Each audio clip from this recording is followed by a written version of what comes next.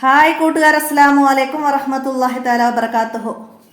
6ാം class English medium school മദ്രസയിലെ അഹ്കാമു തജ്വീദിൻ്റെ ഒരു model question പേപ്പറും പാഠഭാഗത്തിൻ്റെ റിവിഷനും കൂടിയായിട്ടായിരുന്നു ഞാൻ ഇന്ന് വന്നിരിക്കുന്നത്. നമുക്ക് ചോദ്യത്തിലേക്ക് കടക്കാം. ബിസ്മില്ലാഹിർ റഹ്മാനിർ റഹീം. അപ്പം നിങ്ങൾക്ക് അഹ്കാമു തജ്വീദിലെ 6ാമത്തെ ചാപ്റ്റർ വരെയാണ് ഈ സെപ്റ്റംബർ അവസാനം വരെ എടുക്കുന്ന പാഠഭാഗങ്ങൾ. അപ്പോൾ അത് വരെയാണ് എക്സാമിന് ഉണ്ടാവുക എന്ന് നമുക്ക് കരുതാം. നമുക്ക് അതിൽ നിന്ന് വന്ന ചോദ്യങ്ങളോ ഇനി വരാനുള്ള സാധ്യതയുള്ള ചോദ്യങ്ങളൊക്കെ ഒന്ന് മനസ്സിലാക്കി പഠിക്കാം. ബിസ്മില്ലാഹിർ റഹ്മാനിർ റഹീം. അപ്പോൾ ഇവിടെ ഫസ്റ്റ് മാച്ച് ചെയ്യാനുള്ള രീതിയിലാണ് തന്നത്. എന്താണ് ഇഖ്ഫായിൻ്റെ അക്ഷരങ്ങൾ ഏതൊക്കെയാണ് ഇതിൽ വന്നതെന്നാണ് നമ്മൾ മനസ്സിലാക്കിയിട്ട് ഇവിടെയൊക്കെ എഴുതേണ്ടത്. താഉം സാഉം അതാണ് ഇഖ്ഫായിൻ്റെത്. അപ്പോൾ അതിൻ്റെ 1 നമുക്കിവിടെ എഴുതാം. ഇനി ഇക്ലാബ് എന്താണ്? ബ ആണ്. 2. ഇദ്ആമും ബിഉന്നയുടേത് നൂന് വാവ്. 3. 4. ഇദ്ആമും ബിലാഉന്നക്ക് ലാമു റാഉം. 5ാമത്തത് ഇൽഹാർ ഹംസ ഹ. 5. അപ്പോൾ അത് എന്താണ് പ്രത്യേകം മനസ്സിലാക്കേണ്ടത്? ഇക്ലാബിന് ബാ മാത്രമേ ഉള്ളൂ. പിന്നെ ഇദ്ആമും ബിലാഉന്നക്ക് ലാമു റാഉം മാത്രമേ ഉള്ളൂ. ബാക്കി എല്ലാത്തിനും ഇനിയും അക്ഷരങ്ങളുണ്ട്. അപ്പോൾ അതിൽ നിന്ന് വേറെ ഏതെങ്കിലും അക്ഷരങ്ങൾ നിങ്ങൾക്ക് ഓപ്ഷനായിട്ട് വരാം. അപ്പോൾ അതൊക്കെ മനസ്സിലാക്കുക. ഇൽഹാറിൻ്റെ അക്ഷരങ്ങൾ ഹംസ ഹ, ഐന് ഒയ്ന്, ഹ ഹ. ഇഖ്ഫായിൻ്റെത് 15 ഹർഫുകൾ പറയുന്നുണ്ട്. അപ്പോൾ അത് ഇദ്ആമിൻ്റെതും ഇൽഹാറിൻ്റെതും ഇക്ലാബിൻ്റെതും ഒന്നും അല്ലാത്ത അക്ഷരങ്ങളാണ് ഇഖ്ഫായിൻ്റെതെന്ന് മനസ്സിലാക്കി നമുക്ക് എഴുതാനും അടയാളപ്പെടുത്താനൊക്കെ കഴിയണം. നൂന് വാവ് മീമ് യ ഇതാണ് ഇദ്ആം ബിഉന്നയുടേത്. അപ്പോൾ അത് മനസ്സിലാക്കുക. അപ്പോൾ ഇതുപോലെ നമുക്ക് മാച്ച് ചെയ്യാൻ വരാം. ഇനി ഇതുപോലെ അക്ഷരങ്ങൾ വന്ന വേർഡ്സുകൾ, ഇഖ്ഫായിൻ്റെ അക്ഷരം വന്ന വേർഡ്സുകൾ തന്ന ഉദാഹരണവും തരാം. അപ്പോൾ അതൊക്കെ മനസ്സിലാക്കി പഠിക്കുക. അപ്പോൾ അതൊക്കെ നമ്പർ ഇട്ടതൊക്കെ ഇവിടേക്ക് എടുത്ത് എഴുതുകയാണ് വേണ്ടത്.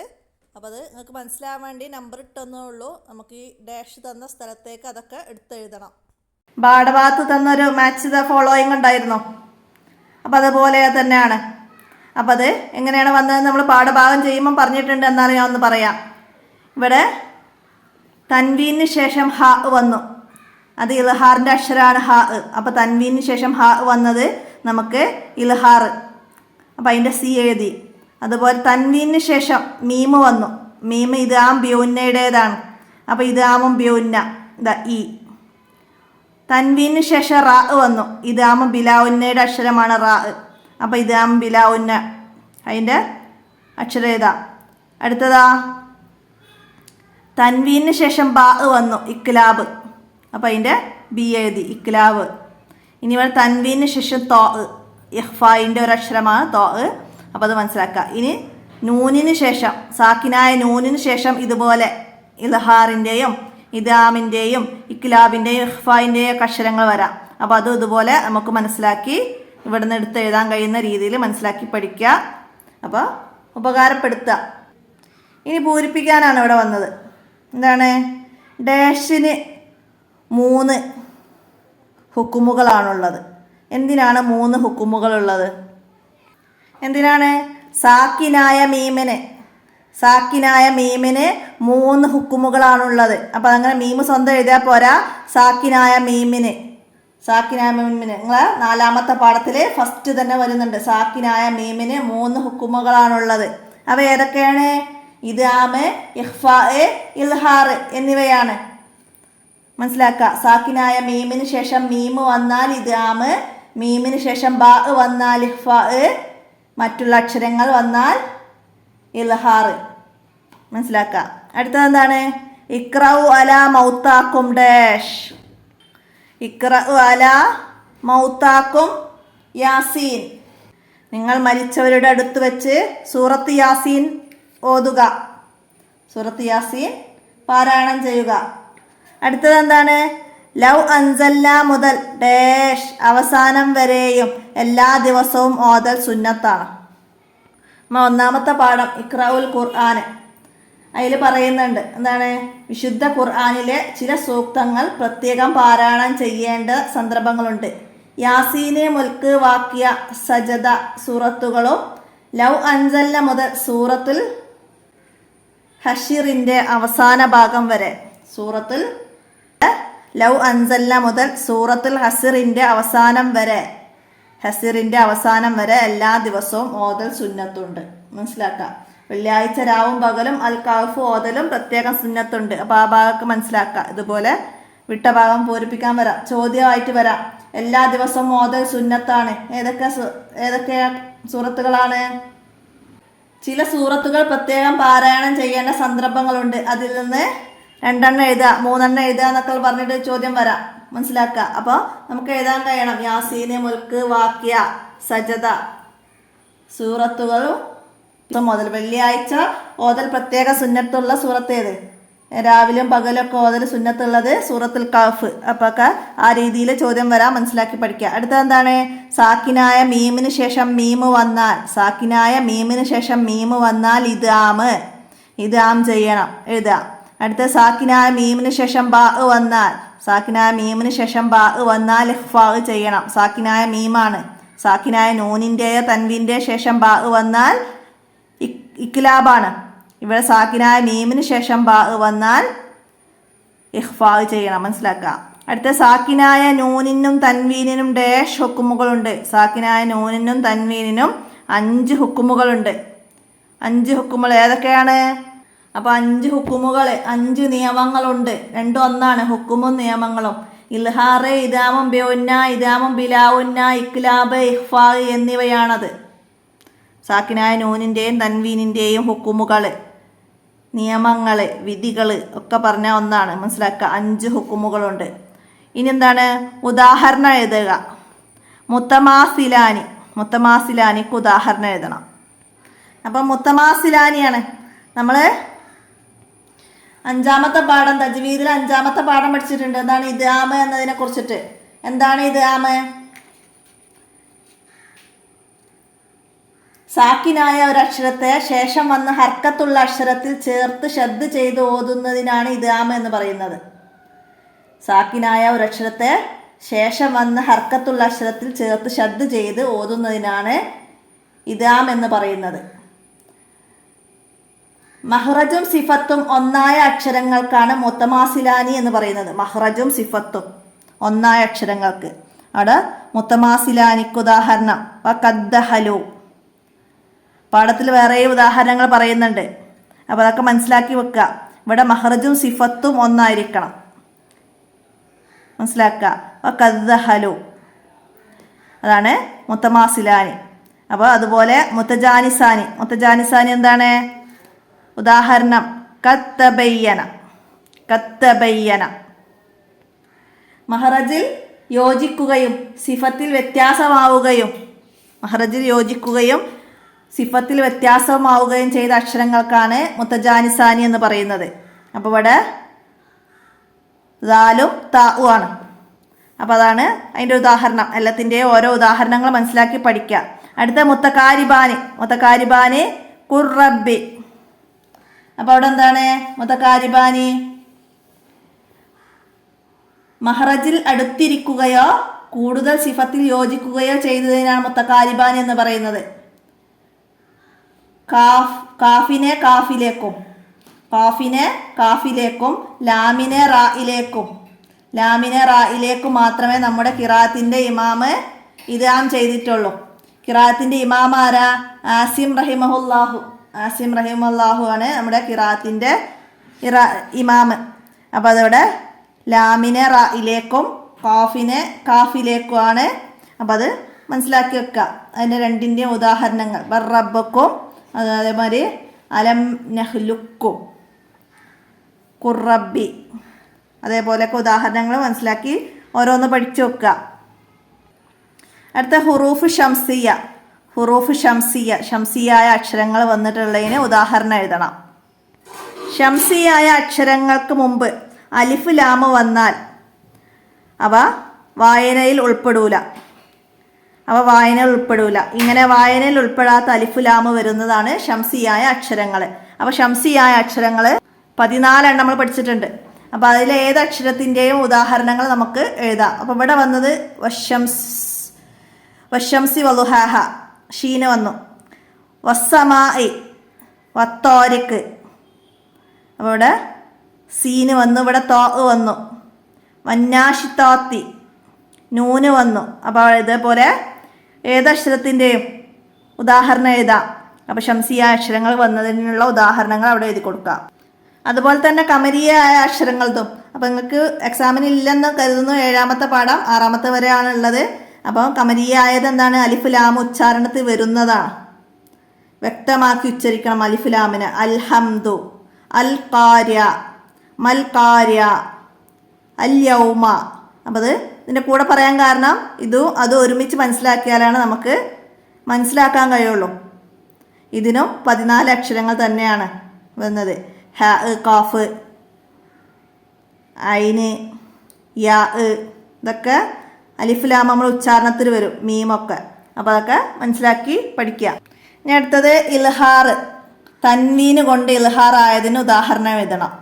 തൻവീന് കൊണ്ട് ഇൽഹാർ ആയത് നമ്മൾ നേരത്തെ പറഞ്ഞിരുന്നു. കുല്ലി ഷൈഇൻ ഹാലിക്കു. അതുപോലെ നൂന് കൊണ്ട് വന്നതിന് അൻ അംത, സാക്കിനായ നൂന് ഷൈന് വന്നു, ഇൽഹാർ വന്നതിന്. അപ്പം അതുപോലെ എല്ലാത്തിൻ്റെയും ഓരോ ഉദാഹരണം വെച്ച് പഠിക്കുക. തൻവീനിന് ശേഷം ഇൽഹാർ വന്നത്, നൂനിന് ശേഷം ഇൽഹാർ വന്നത്, സാക്കിനായ നൂനിന് ശേഷം ഇൽഹാർ വന്നത്. അതേപോലെ ഇദ്ആമ്, തൻവീനിന് ശേഷം ഇദ്ആമ്, സാക്കിനായ നൂനിന് ശേഷം ഇദ്ആമ് വന്നത്, ഇഖ്ലാബ് വന്നതൊക്കെ ഓരോ ഉദാഹരണം വെച്ച് പഠിക്കുക. ഇതുപോലെ എഴുതാൻ വന്ന് നമുക്ക് എഴുതാൻ കഴിയണം, മനസ്സിലാക്കി പഠിക്കുക. ഇഖ്ഫാവും മീമി സാക്കിന, സാക്കിനായ മീമ് കൊണ്ട് ഇഖ്ഫാ വന്നത്. അപ്പം മീമിന് ശേഷം ബാ വന്നതാണ് വേണ്ടത്. 4ാമത്തെ പാഠത്ത് പഠിച്ചിട്ടുണ്ട്. മീമിന് ശേഷം ഫാ വന്നത്. ഹും ഫീഹ ഇൽഹാറിന് ഉദാഹരണം. അംവാലിഹിം, മീമിന് ശേഷം ബാവ് വന്നു, ഇൽഹാറിന് ഉദാഹരണം ഏതാ?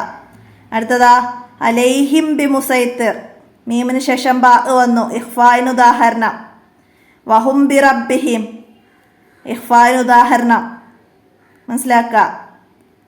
പിന്നെ വലക്കുമ്മ ഇദ്ആമിന്, വ അൻതും മുസ്ലിമൂൻ ഇദ്ആമിന്. അപ്പോൾ ഇതൊക്കെ ഉദാഹരണം മനസ്സിലാക്കി പഠിച്ചു വെക്കുക. ഇതുപോലെ വന്നാൽ എഴുതാം.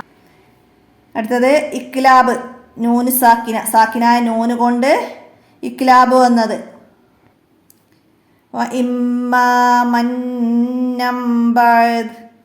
മനസ്സിലായില്ലേ? നൂനിന് ശേഷം ബ വന്നു, ഇഖ്ലാബിൻ്റെ. മനസ്സിലാക്കുക. ഉദാഹരണം എല്ലാത്തിൻ്റെതും പഠിക്കുക. വീണ്ടും വീണ്ടും ആവർത്തിച്ച് പറയുകയാണ്. ഏതാ വരികയെന്ന് നമുക്ക് ഉറപ്പ് പറയാൻ പറ്റില്ല. അടുത്ത ഇനി ഉത്തരം എഴുതാനാണ്. ഹുറൂഫു ഷംസിയ എത്ര? ഹുറൂഫു ഷംസിയ എത്ര? അവ ഏതല്ല? ഹുറൂഫ് ഷംസിയ നമ്മൾ നേരത്തെ പറഞ്ഞു. ഷംസിയായ അക്ഷരങ്ങൾ 14 എണ്ണമാണ്. അത് ഏതല്ല? അപ്പോൾ 5ാമത്തെ പാഠത്ത് പറഞ്ഞിട്ടുണ്ട്. അപ്പോൾ നന്നായി മനസ്സിലാക്കി വെക്കുക. ഓർഡറിൽ പഠിക്കുക. അലിഫ് ബാ. അപ്പം അത് അലിഫും ബാവും ഇവിടെ ഇല്ല. അപ്പോൾ ആ രീതിയിൽ ത, സ, ദാല്, ദാല്, റാ, സായി, സീന്, ഷീന്, സോദ്, ലോദ്, തോ, ലോ, ലാമ്, നൂന്, അങ്ങനെ ഓർഡറിൽ പഠിക്കുക. അപ്പോഴേ നമുക്ക് ഒന്നിച്ച് എഴുതാൻ കഴിയുള്ളൂ. അടുത്ത എന്താണ് ഇദ്ആമ്? നമ്മൾ നേരത്തെ പറഞ്ഞിരുന്നു അല്ലേ? സാക്കിനായ ഒരു അക്ഷരത്തെ ശേഷം വന്ന ഹർക്കത്തുള്ള അക്ഷരത്തിൽ ചേർത്ത് ഷദ് ചെയ്ത് ഓതുന്നതിനാണ് ഇദ്ആം എന്ന് പറയുന്നത്. പഠിക്കുക 5ാമത്തെ പാഠത്തിൽ. സാക്കിനായ മീമിന് എത്ര ഹുക്കുമുകളുണ്ട്? സാക്കിനായ മീമിന് എത്ര ഹുക്കുമുകളുണ്ട്? അവ ഏതെല്ലാം? സാക്കിനായ മീമിന് 3 ഹുക്കുമുകളാണുള്ളത്. 3 നിയമങ്ങളാണുള്ളത്. ഹുക്കുമുകൾ 3 വിധികളാണുള്ളത്. ഏതെല്ലാം എന്ന് വെച്ചാൽ ഇദ്ആമ്, ഇഖ്ഫാ, ഇൽഹാർ, ഇങ്ങനെ 3 എണ്ണാണുള്ളത്. അടുത്തത് നബി സല്ലല്ലാഹു അലൈഹി വസല്ലമ കിടക്കുന്ന സമയത്ത് എന്തെല്ലാം ചെയ്യുമായിരുന്നു? എന്തെല്ലാം ചെയ്യുമായിരുന്നു? സല്ലല്ലാഹു അലൈഹി വസല്ലമ ഇഖ്ലാസും മുഅവ്വിദതൈനിയും ഓതി കയ്യിൽ ഊതി രാത്രി ഉറങ്ങുന്നതിന് മുമ്പ് ദേഹമാകസകലം തടവുമായിരുന്നു. ഇങ്ങനെ 3 പ്രാവശ്യം ചെയ്ത ശേഷം മാത്രമേ നബി സല്ലല്ലാഹു അലൈഹി വസല്ലമ ഉറങ്ങാറുണ്ടായിരുന്നുള്ളൂ. ഇഖ്ലാസും മുഅവ്വിദതൈനിയും ഓതി കയ്യിൽ ഊതി രാത്രി ഉറങ്ങുന്നതിന് മുമ്പ് ദേഹമാസകലം തടവുമായിരുന്നു. അതാണ് നബി സല്ലല്ലാഹു അലൈഹി വസല്ലമ കിടക്കുന്ന സമയത്ത് ചെയ്തിരുന്നത്. അടുത്തെന്താണ്? ദിവസവും ഓതൽ സുന്നത്തുള്ള സൂറത്തുകൾ ഏതെല്ലാം? നമ്മൾ നേരത്തെ പറഞ്ഞിരുന്നു ചോദ്യമായിട്ട് അല്ലേ? സൂറത്തുകളാണ് ഇവിടെ ചോദിച്ചത്. അപ്പോൾ മുൽക്ക്, യാസീന്, വാക്യ, സജദ, അതാണ് സൂറത്തുകൾ അവിടെ പറയുന്നത്. പിന്നെ ആയത്തുകൾ പറയുന്നുണ്ട്. അതാണ് ലൗ അൻസൽന മുതൽ സൂറത്തുൽ ഹഷറിൻ്റെ അവസാന ഭാഗവും പിന്നെ ആയത്തുൽ കുർസി, ആമന റസൂല്, ഇതൊക്കെ എല്ലാ രാത്രിയിലും ഓതണം. പിന്നെ അതുപോലെ ഫർള് നിസ്കാരത്തിന് ശേഷം ഫാത്തിഹ, ആയത്തുൽ കുർസി, ഇഖ്ലാസ്, മുഅവ്വിദത്തൈനി എന്നിവയും ഓതണം. പിന്നെ ഉറങ്ങുന്നതിന് മുമ്പ് ആയത്തുൽ കുർസി, ആമന റസൂല്, അൽ കാഫിറൂന എന്നിവ പാരായണം ചെയ്യണം. അപ്പോൾ ഒക്കെ സെപ്പറേറ്റ് മനസ്സിലാക്കി പഠിക്കണം. ഓരോ ചോദ്യവും വ്യത്യസ്തമായിട്ട് വരാം. ഉറങ്ങുന്നതിന് മുമ്പ് പാരായണം ചെയ്യണം ഏതൊക്കെ സൂറത്തുകൾ? ആയത്തുൽ കുർസി, ആമന റസൂല്, അൽ കാഫിറൂന. അപ്പോൾ അതൊക്കെ മനസ്സിലാക്കാം. ഇനി എന്താണ്? നിർവചനം എഴുതാനാണ്. എന്താണ് മുത്തമാസിലാനി? നമ്മൾ നേരത്തെ പറഞ്ഞു. അപ്പോൾ ഇനി ആവർത്തിക്കുന്നില്ല. എന്താണ് മുത്തജാനിസാനി, എന്താണ് മുത്തക്കാരിബാനി? അതായത് ഇദാമിനെ കുറിച്ചിട്ട് 5 വരിയിൽ കുറയാതെ എഴുതുക എന്നുള്ള രീതിയിലുള്ള ചോദ്യം വന്നാലും ഇതുപോലെ 3 വിശദമാക്കുകയാണ് വേണ്ടത്. നന്നായി മനസ്സിലാക്കി പഠിക്കുക. ഇത്രയാണ് ഈ ചോദ്യപേപ്പറിൽ ഉൾപ്പെടുത്തിയത്. അപ്പം അതിൽ ഇദാം വാജിബാണ്. ഇദാം വാജിബാണ് എവിടെയെന്ന് ചോദിച്ചാലോ? എവിടെയെന്ന് ചോദിച്ചാലോ ഇദാം വാജിബ്? മുത്തമാസിലാനിയിലും മുത്തജാനിസാനിയിലും ആദ്യാക്ഷരം സാക്കിനായാൽ ഇദാം ചെയ്യൽ വാജിബാണ്.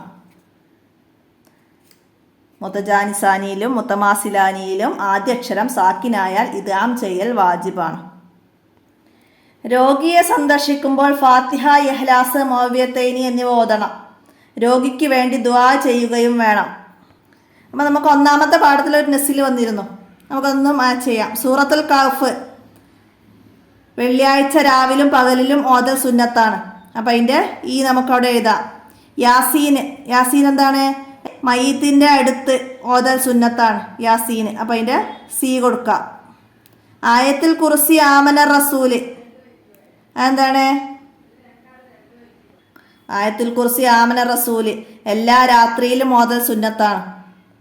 അപ്പം അതിൻ്റെ ബി കൊടുക്കാം. ഫാത്തിഹ, ഇഖ്ലാസ്, മുഅവ്വിദത്തൈനി, എന്താണ്? ഫാത്തിഹ, ഇഖ്ലാസ്, മുഅവ്വിദത്തൈനി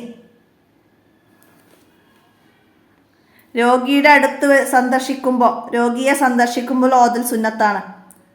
അപ്പം അതിൻ്റെ എഴുതാം. സൂറത്തുൽ മുൽക്ക് വാക്യ എന്താണ്? എല്ലാ ദിവസവും ഓതൽ സുന്നത്താണ്. എല്ലാ ദിവസവും ഓതൽ സുന്നത്തുള്ളതാണ് മുൽക്ക് വാക്യ. അപ്പം അതൊക്കെ ചോദ്യമായിട്ടും വരാം. എല്ലാ രാത്രിയിലും ഓതൽ സുന്നത്താണ് ഏത്? മയ്യിത്തിൻ്റെ അടുത്ത് ഓതൽ സുന്നത്താണ് ഏത്? എല്ലാ ദിവസവും ഓതൽ സുന്നത്താണ് എന്ത്? വെള്ളിയാഴ്ച രാവിലും പകലും ഓതൽ സുന്നത്താണ്. രോഗിയെ സന്ദർശിക്കുമ്പോൾ ഓതൽ സുന്നത്താണ് എന്ത്? അപ്പോൾ ഏത് രീതിയിലാണ് ചോദ്യം വരിക നമുക്ക് പറയാൻ പറ്റില്ല. അപ്പം എല്ലാം നന്നായി മനസ്സിലാക്കി പഠിക്കുക. എല്ലാ ദിവസവും ഓതൽ സുന്നത്തുള്ള സൂറത്തുകൾ ഏതെല്ലാം? അപ്പം അങ്ങനെയൊക്കെ വരാം. മനസ്സിലാക്കി പഠിക്കുക, ഉപകാരപ്പെടുത്തുക. അപ്പോൾ അടുത്ത ചോദ്യ പേപ്പറുമായി അടുത്ത വീഡിയോയിൽ കാണാം. അപ്പോൾ വീഡിയോ നിങ്ങൾ കൂട്ടുകാർക്കൊക്കെ ഷെയർ ചെയ്ത് കൊടുക്കുക, ഉപകാരപ്പെടുത്തുക. ഇന്നത്തെ വീഡിയോ ഇവിടെ അവസാനിപ്പിക്കുകയാണ്. അസ്സലാമു അലൈക്കും വറഹ്മത്തുള്ളാഹി വബറകാതുഹു.